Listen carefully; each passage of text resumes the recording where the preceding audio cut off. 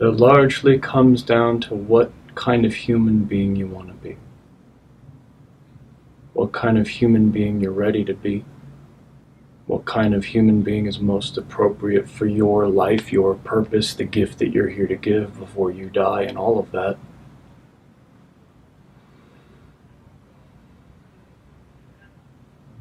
But the way that I teach these principles is I have you imagine you're sitting in front of a piano. Have you ever sat in front of a piano?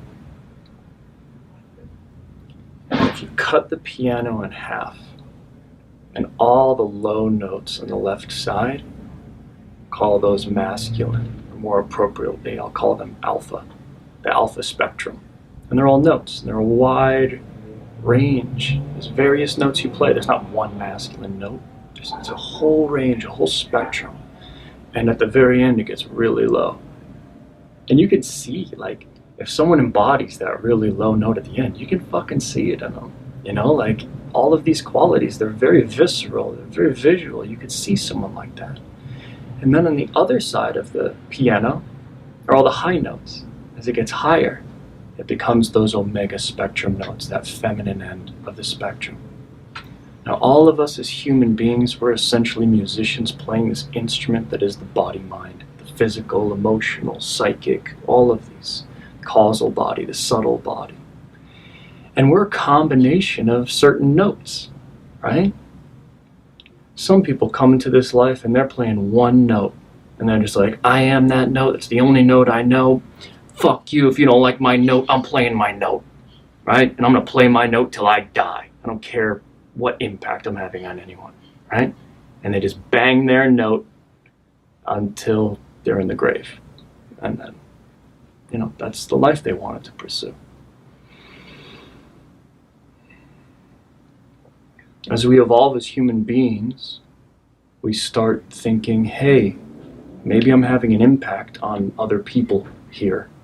Maybe the note that I play has a positive or negative impact on my partner, or on my children, or on my peers, or on my purpose, right? I'm suddenly feeling outwards and considering what notes am I playing. Make sense? So a lot of people do in self-development is they say, I'm going to train myself and I'm going to learn to play all these notes and I'm going to play the notes that I want to play. You know, I'm going to get this note and that note and this note and that note. We cultivate these things in ourselves that are the ideal version of self. It's self-development. Self.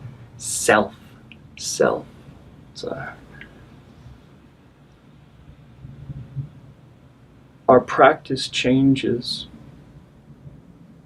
when we start looking at those we love for feedback. When I start looking at Holt and I say, who do I need to become? What do you see? What note am I not playing that I need to be playing? Or you look at your wife or your partner, the mother of your children, and you say, what notes are missing? Or what impact is this note having on you? And then she says, when you play that note, it fucking breaks my heart. Whoa. I would need you to play more of that note. And now suddenly this process of learning to play these masculine, feminine notes, this range of alpha and omega, becomes an act of not selfish pursuit, not this is what I want to be, but who do you need me to be?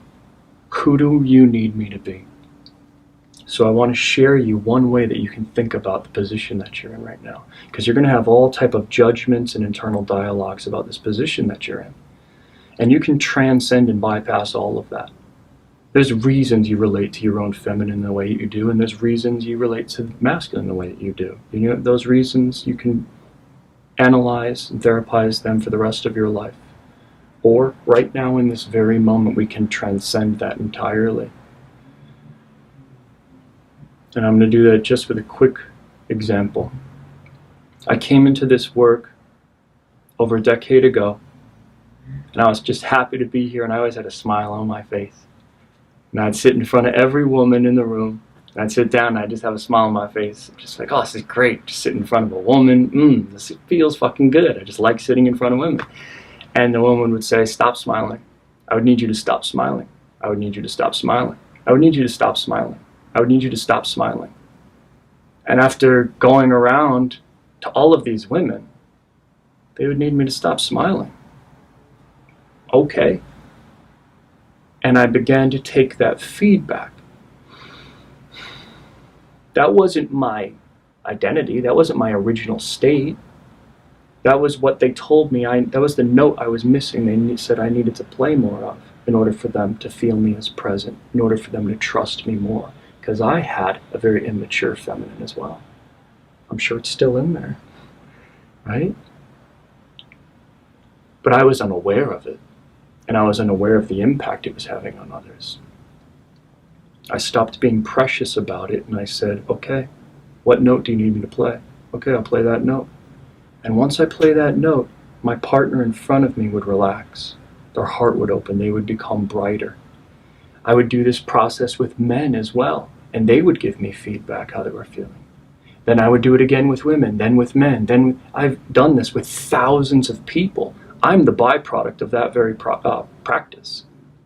The way that I embody myself is a result of simply sitting in front of people and listening to what they would need, what notes I would need to play for them to trust me, for them to feel that I was present with them, for them to feel the full force of my consciousness with them. That's what we're practicing here. There's no dogma about what notes you need to play or should play. The question is, do you want to pursue a life where this group of men right here could give you feedback and say, I would need more of this note? And would you be willing to play that note for the sake of serving the other men on this call, or serving your wife, or serving your partner? And for you, which note it is totally irrelevant.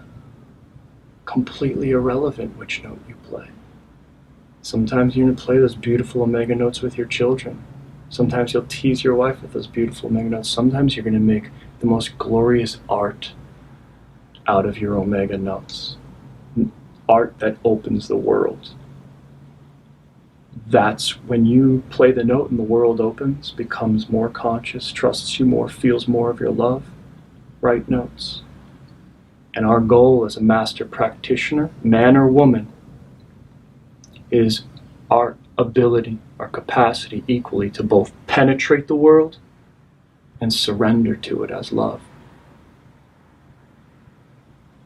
So here, what this group is about, ultimately, is the exploration of every possible note in that spectrum. Learning to play those notes like an artist, such that when that moment arrives, difficult conversation with intimate partner, moment of sex, moment with a child, moment pursuing purpose, the note's available and we play it.